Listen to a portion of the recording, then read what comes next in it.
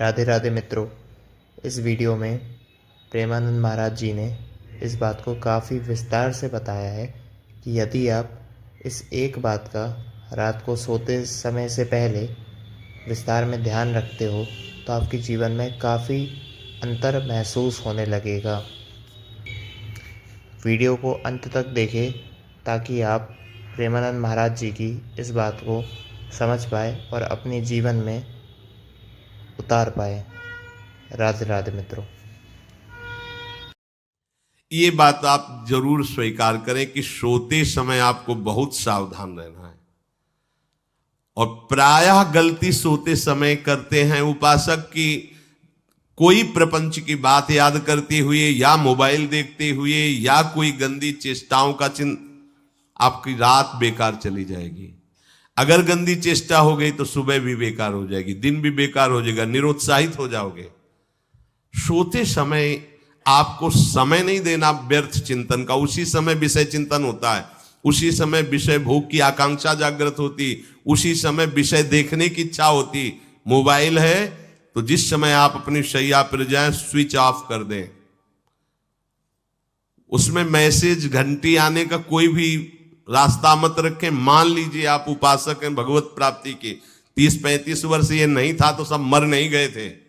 और बोले इमरजेंसी, जब इसकी 30-35 वर्ष से पहले इसकी कोई रचना नहीं थी, मुझे लगता है, क्योंकि 30-35 वर्ष में ही इसका विस्तार देखा है।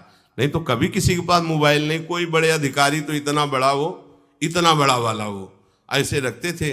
नहीं तो मोबाइल तो हमें लगता है 30-35 वर्ष। तो फिर इमरजेंसी कैसे चलती थी? कैसे चलती थी इमरजेंसी? और आप ब्रह्मा हो क्या कि इमरजेंसी संभाल लोगे? स्विच ऑफ करो। जो सब इमरजेंसी संभालने के लिए तैयार रात दिन न सोता है, वो हर समय जागृत रहता है, वो हमारा आराध्य देव है। स्विच ऑफ करो, चिंतन लगाओ श्री जी का।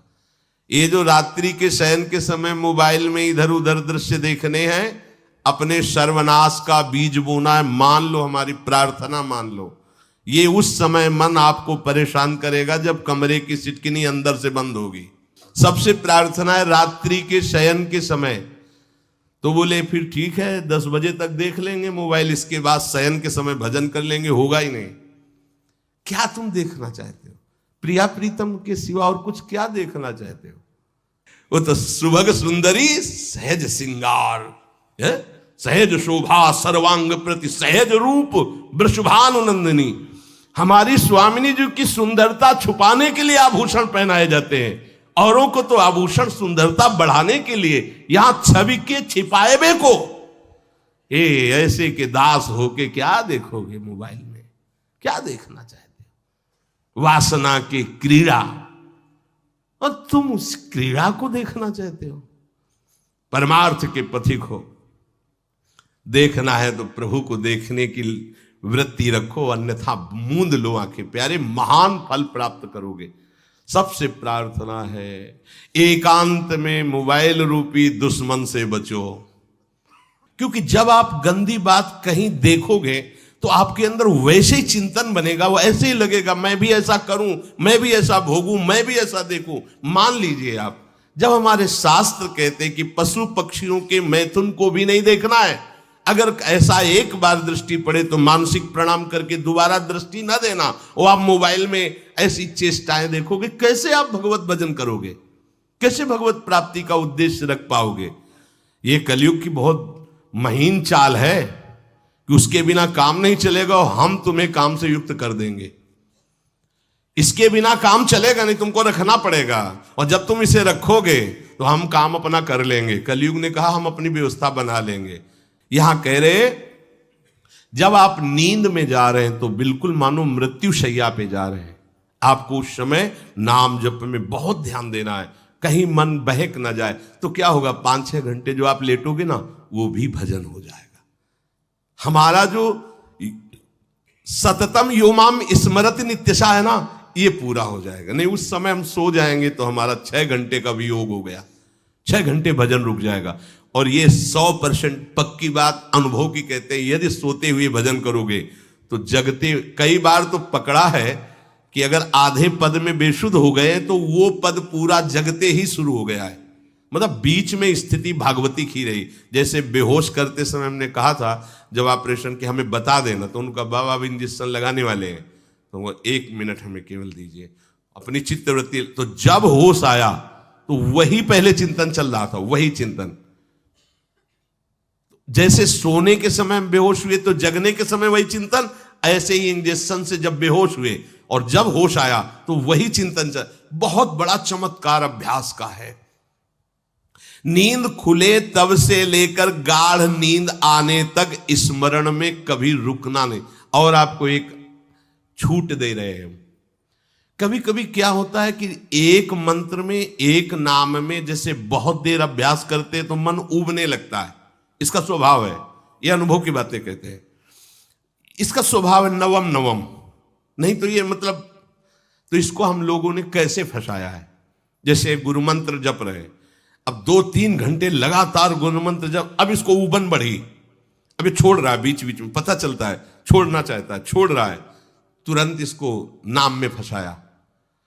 अब थोड़ी देर नाम में चला, फिर उबरा, बहुत विचित्र है ये, अब उसको फंसा दिया। उस पीछे की बात अभ्यास के समय, नमामि शमीशान निर्वाण रूपम विभुम व्यापकम ब्रह्मवेद स्वरूपम। चिंतन, पदगान कर रहे, ये भगवान शिव पदगान कर रहे हैं, और उसका चिंतन, निर्वाण रूपम विभुम व्यापकम ब्रह्मवेद स्वरूपम।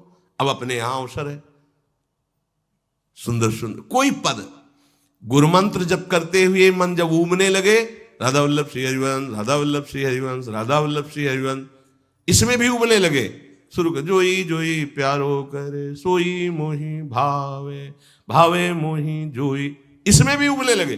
सुधा निधि का कोई एक लाइन ले लो, ब्रह्मेश्वरादि सुदुरूह पदारविंद श्रीमत् पराग परमाद्भुत वैभव, ब्रह्मेश्वरादि सुदुरूह छोड़ना नहीं है, तू भाग में नवम नवम दे रहा हूं, नवम नवम। इसको फंसाने के लिए आपके पास अस्त्र हो, जैसे यहां चाकू, यहां पिस्तौल, तलवार, ये वो सब बिल्कुल वीर सजा रहता है, ऐसे ही अपने लोग सजे रहते। छोटा राधा, अब एकदम चिपक गया आके तो कैसे मारे, तो छोटी चाकू है ना, वैसे राधा राधा राधा, थोड़ा दूरी राधा वल्लभ श्री हरिवंश, थोड़ा और दूरी गुरु मंत्र, बड़े बड़े अस्त्र अपने पास रख ले। बहुत भाग रहा है तो फंसा दिया, प्रथम यथावति प्रणव श्री, अब लग पूरा पदगा, पूरा पदगा उसमें लग, प्रथम यथामति प्रणव। भोजन पाते समय ऐसा अभ्यास किया है, 1 घंटा के पहले भोजन नहीं होता, चाहे 2 रोटी पाना हो, समय लगता है भोजन, आराम, एक एक नाम, एक एक, कुछ भी हल्ला मचाओ, कोई फर्क नहीं पड़ेगा, अपना चलेगा। अभ्यास स्नान के समय, भोजन के समय, किसी क्रिया के करते समय, किसी से बात करते समय, सोते समय, ये विशेष स्थान जहां में सावधान रहना है। यहां भजन छूटता है, ध्यान देना, यही भजन छूटता है। चलते समय, क्रियावान होते समय, प्रसाद पाते समय, या किसी से बतराते समय, ये सब भजन के छूटने के स्थान है, और यहीं पकड़ना है भजन को। जब आपको बिल्कुल न लगे तो मानसिक सब बंद कर दो और गुनगुनाने लगो, जो धुनी आपको अच्छी लगे उसी में नाम, कोई नाम लेके, संसार का चिंतन न होने पावे, चाहे जो कुछ तुम जहां तुम्हारा मन आवे, गंगावरी गोदावरी, कुछ भी, भागवतिक चिंतन के सिवा संसार के चिंतन न होने पाए। पहले ऐसे अनन्य बनो, फिर बाद में अनन्यता आती, रसना कटो जो अनरट। हाँ भी विषय चिंतन कर रहे हैं, प्रपंच कर रहे हैं, बोले रसना कटो जो अनरटो, और नहीं बोल सकते, प्रपंच बोलेंगे बस, रसना कटो, ये शब्द वहां नहीं आते। पहले हम आपको छूट देते, भक्त चरित्र, भगवान की चरित्र, नाम, कीर्तन, मंत्र, जो भी चाहो, संसार का चिंतन मत होने देना, पहले ये पकड़ो, फिर आगे चल करके जब पवित्र हृदय होगा तब ये निष्ठा आती, रसना कटो जो अन रटो, निरखियन फुटो नयन। मान लो संसार का चिंतन नहीं करने देना है इसको, आप जैसे बने वैसे करो भागवतिक चिंतन, कोई नाम ले लो, कोई मंत्र ले लो, तुम्हें जो प्रिय लगे, हम छूट देते हैं। ये नहीं करे कि रसना कटो जो अन रटो, ये बाद की बात है। हमें पहले इसका संसार चिंतन रोकना है। कैसे छूटेगा, कैसे छूटेगा, हमें यह पकड़ना है।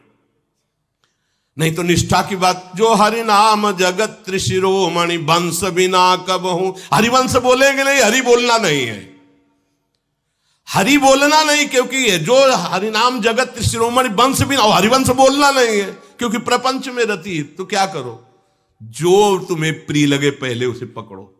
ये हम अंदर की बात करें, प्रवचन की बात नहीं कह रहे। मन को फंसाना है हमें। राम कृष्ण हरि जहां लगे इसको लगाओ, पहले इसको फंसाओ, संसार का चिंतन न होने दे। गीता भागवत भक्त चरित्र कुछ भी कहीं भी इसे फंसाओ, पहले संसार का चिंतन न होने दो, फिर लाओ इसको घुमा के निकुंज वाटिका में। फिर तो भागेगा ही नहीं, फिर नहीं भागेगा। अब सीधे निकुंज वाटिका में किसी महाभाग्यशाली गुरु आश्रित का लगेगा, अन्यथा बहुत प्रपंची मन है। आप आश्रय इधर का लोगे, प्रपंच का चिंतन करोगे, बात बनेगी नहीं। चिंतन छोड़ना है हमें, जैसे बने तैसे संसार का चिंतन छूट जाए तो हम विजय को प्राप्त होंगे। ध्यान दीजिए, इस परमात्म तत्व को वही प्राप्त कर पाता है जिसका राग बीत गया है, खत्म हो गया है, वैराग्यवान। ज्यादा परिश्रम नहीं है वैराग्य में, विवेक नहीं होने के कारण हम वैराग्य नहीं धारण कर पाते। हम बाहरी बातों को वैराग्य ले लेते हैं, ऐसा कपड़ा बदल लेना या कपड़ा ना पहनना या लौकी का कमंडल, मिट्टी का पात्र, तो हम अपने को वैरागी। बात यहां नहीं रुकेगी। वैराग्य का इतना ही मतलब नहीं, ये भी एक बाह्य अंग है वैराग्य का, पर वैराग्य का सच्चा स्वरूप है वीतरागा। कहीं कुछ भी अच्छा नहीं लग रहा, कोई भी सुख आकर्षित नहीं कर रहा, लोक लोकांतर की प्रतिष्ठा, मान, सुख, ऐश्वर्य, व्यक्ति, कुछ अच्छा नहीं, राग खत्म हो गया। ऐसा उस अक्षर ब्रह्म को, अविनाशी तत्व को जान पाता है। जगते भयो फिरे बैरागी। जैसी हरिवंश प्रपंच बंच सब ये काल ब्याल को खायो। हालत यह है कि जैसे सांप ने मेढक को पकड़ रखा और मेढक सामने पतिंगा को, कीड़े को पकड़ना चाहता है, उसे यह पता नहीं कि मैं खुद किसी का कवल बन चुका हूं, वो एक झटके में मुझे अपने पेट में ले जाएगा। ऐसे ही हम सब हैं, काल के द्वारा ग्रसित है। काल ने हमें पकड़ रखा है, पर हम भोग भोगना चाहते हैं, हम नाना प्रकार की मान प्रतिष्ठा पाना चाहिए। ये पता नहीं एक झटके में हमारा अस्तित्व ही खत्म हो जाएगा। जिनके अंतःकरण में किसी भी व्यक्ति, वस्तु, स्थान, पद, प्रतिष्ठा का राग ही नहीं रह गया है, उसे कहते हैं वैराग्यवान। वीतरागाः, राग ही नहीं है। जिनका अंतःकरण निष्पाप निर्मल हो चुका है, जिनके हृदय में केवल भगवत प्राप्ति की उत्कट लालसा जागृत हो गई है, ऐसा साधन संपन्न उपासक परमात्म तत्व में प्रवेश पाता है। अध्यात्म मार्ग की ऊंचाई पर वो स्थित हो जाता है। यदि छंतु ब्रह्मचर्यम चरंती, जिनकी इच्छा एकमात्र भगवत प्राप्ति की है, यदि छंतो, तो उनको क्या करना होगा? ब्रह्मचर्यम चरंती, ब्रह्मचर्य का पालन करना होगा। प्रत्येक इंद्रियों का निर्विषय हो जाना वास्तविक ब्रह्मचर्य है। केवल जनेंद्रिय से ही ब्रह्मचर्य को नहीं लेते। हमारी प्रत्येक इंद्रिय भोगों से रहित होकर भगवत अनुराग में, नेत्र प्रभु को देखना चाहते हैं, त्वगेंद्री प्रभु को स्पर्श करना चाहती है, घ्राणेंद्री प्रभु के श्री अंग की गंध पाना चाहती है, श्रवणेंद्री प्रभु के वचन सुनना चाहती है। एक एक इंद्रिय अपने प्रभु में लग गई, अंतर्मुख हो गई, बाहर विषयों का त्याग हो गया। इसे ब्रह्मचर्य कहते हैं। पर प्रारंभिक ब्रह्मचर्य में जनेंद्रिय का ब्रह्मचर्य अत्यंत आवश्यक है। यदि जनेंद्रिय जन्य व्यभिचार दोष से युक्त है तो कदापि उसे भगवत प्राप्ति नहीं हो सकती। शुभ गति व्यभिचारी शुभ गति चाहे असंभव। और भगवत मार्ग में सबसे बड़ा दुश्मन यही व्यभिचार दोष है, काम। इसी से हमारा हृदय मलिन होता रहता है, अंधा बटे और पड़ा चबाए वाली दशा रहती है। कहते हमें 50 वर्ष हो गए। अरे 50 जन्म हो जाए, तुम व्यभिचार करो, गंदी बातें करो, गंदे चिंतन करो, सो समय व्यतीत कर, अनंत जन्म व्यतीत हो गए, भगवत प्राप्ति हुई क्या? 50 वर्ष से भगवत प्राप्ति हो जाएगी क्या? 5 मिनट काफी है भगवत प्राप्ति में, एक बार नाम काफी है। वो स्थिति तो लाओ। बार बार बहिर्मुख वृत्तियों के द्वारा विषयों में सुख बुद्धि कर लेने से हमारा सारा का सारा अध्यात्म चिंतन बदलता रहता है, इसलिए लाभ नहीं मिल पाता, एक रस चिंतन नहीं रह पाता। बार बार विक्षेपी विषय करते रहते हो, हम सहते रहते हैं और भोगते रहते हैं। एक बार तो हिम्मत करके उठो। अब लो नशानी अब ना नशई हो, एक बार तो दृढ़ बनो। बस मन के अनुकूल चलने की बात को तुम्हें रोकना होगा, तभी तुम्हारे अंदर यदि क्षंतो ऐसी इच्छा जागृत होगी। पक्का पक्का ऐसा ही है। जब हम किसी विषय के वेग को सहते हैं, विषय नहीं भोगते, तो मन बहुत जलाता है। उस जलन में फिर एक ही बात होती है, बस भगवत प्राप्ति हो जाए, झंझट खत्म हो जाए। कब तक हम इसमें चलेंगे? एक बार भगवत, वो जलन हमको भगवत प्राप्ति की इच्छा प्रकट करती है। अपने लोग क्या करते हैं? जलन को मिटाने की कोशिश करने लगते हैं, तो भगवत प्राप्ति की इच्छा क्या, भोग प्राप्ति की तृष्णा जागृत हो जाती है। भोगे हुए भोगों को बार बार भोगने की इच्छा का नाम तृष्णा है। बाहर और भीतर से कोई सहयोगी नहीं, जल रहा है उपासक, तब रास्ता निकलता है भगवत प्राप्ति का, तब इच्छा प्रकट होती। अब नहीं, बहुत जल लिया, अब तो केवल प्रियाजू के समीप जाना है, अब तो प्रभु के सानिध्य में रहना है, नहीं इन भोगों की जलन में जलना है। पर यहां तक पहुंचने के लिए जलना होगा, तभी लिखा सहित सहित बाढ़ है भगति तास्तितिक्षस्व भारत, क्योंकि आगमा पाइनो अनित्यास, ये नाशवान काम क्रोधादि तुम्हें प्रेरित करेंगे, तुम इनके वेगों को सह जाओ। ये स्थायी नहीं है, आगमा पाइनो है, आने जाने वाले हैं, और ये सहन करने से नष्ट होते हैं, भोगने से बढ़ते हैं। यदि क्षंतो, अगर भगवत प्राप्ति की इच्छा है तो ब्रह्मचर्यम चरंती, ब्रह्मचर्य का पालन करना ही होगा, इसमें कोई गुंजाइश नहीं, क्योंकि आप चल ही नहीं सकते। ध्यान से सुन लो, ये मनोरंजन का मार्ग नहीं है, इसमें मन ही मार तनहारिक वृंदावन में गाज, इसमें मन मारना होगा। प्रायः ये मन को दुलार करने वाले लोग कभी भाग्य से सत्संग में भी आ जाते हैं, कभी श्री विग्रह के दर्शन करने भी मंदिर पहुंच जाते हैं, कभी तीर्थ याटन भी करते हैं, पर इनका कोई लक्ष्य नहीं होता।